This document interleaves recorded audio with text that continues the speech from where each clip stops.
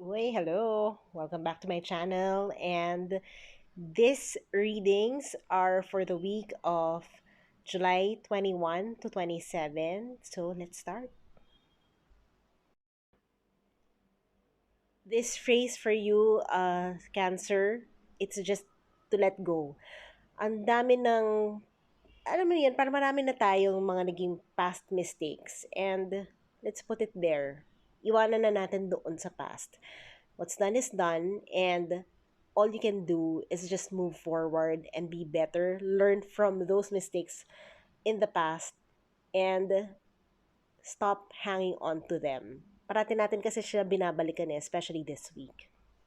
Yes, and this has been your reading for this week. Next week, balik ulit kayo. Abangan ninyo yung next na reading natin. And like, subscribe, follow me here on TikTok and on YouTube. I'll see you in my next video. Bye-bye.